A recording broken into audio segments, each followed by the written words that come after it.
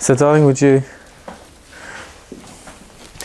Okay, so as we spoke about earlier, the key factor here is the limb length relationship. So if you feel like your arms are shorter relative to your legs, you take a longer stance to give your arms a better chance to touch the ground. Yeah.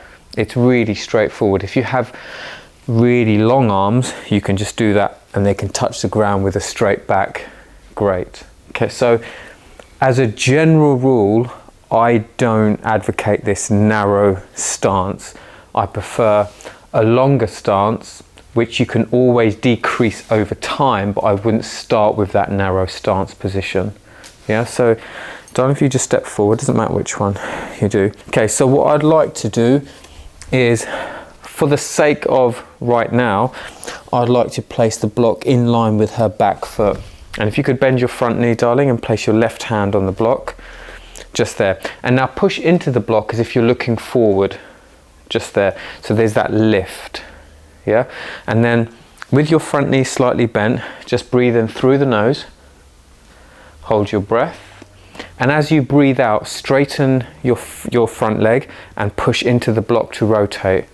And it lifts you up even further. And then on your inhale, ease off again, whether it's 5% or 50%, it doesn't matter.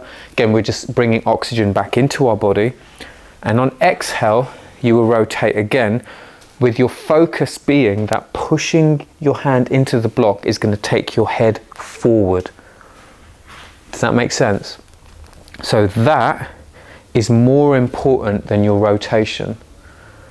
And your rotation may increase on each repetition the more your brain responds to this. If you go too far too soon, you might find that on each exhale, you're actually rotating less and less. But if you start off rotating 40, 50%, your next exhale 50, 60%, you can increase that. So from the side, if I was drawing this out on the whiteboard, there's a straight line. What's wrong? Oh, you took a photo of the fridge. Well done, that's nice. Zaki, I'm kind of in the middle of something, darling.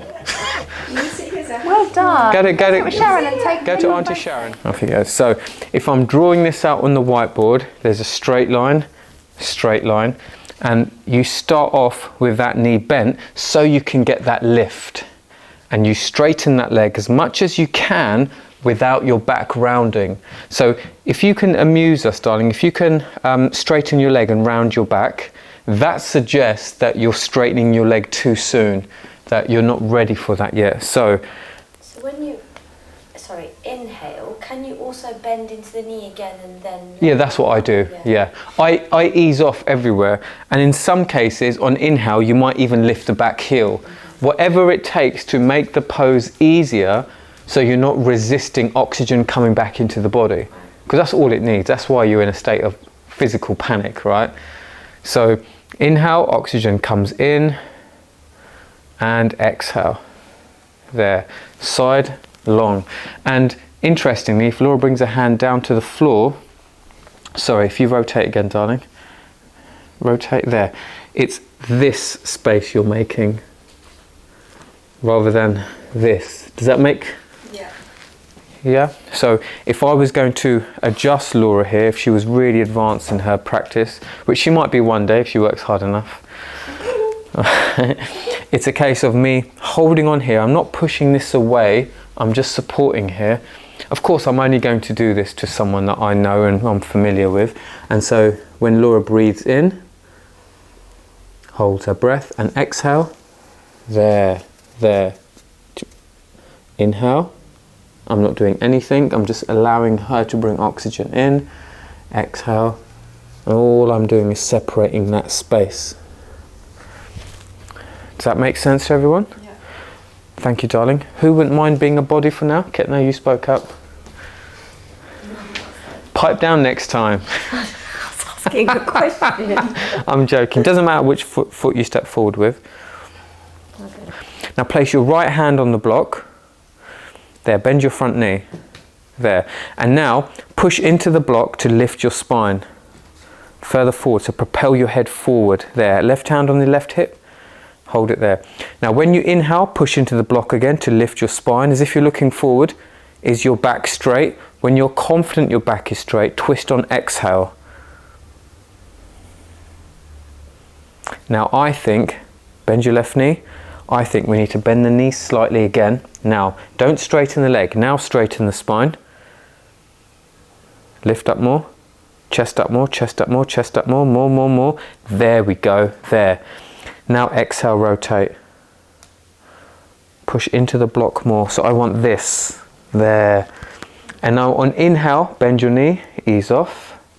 5% or 90%, whoever you are. Exhale, go again. You can see from the seam in her top. There. Inhale, easier. Whenever you're ready, exhale, go again. And really reaching up is kind of like the icing on the cake.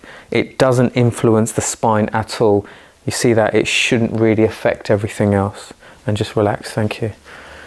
So, in some cases, in order to prioritize the spine, we need to bend the front knee. And then over time, we can straighten the leg if we can keep that spinal position straight. Which mirror last time is exactly what you did. Instinctively, it's like, I know my spine is my priority. What do I need to do? Well, it doesn't matter if you lift the back heel, if you bend the front knee, all that will work itself out. The important thing is that there. Like for the sake of this demo, I have to have the block this high. There. And then if I was really warm, I might do this. And on a great day, I'm like that. And if I had really long arms, I would do that.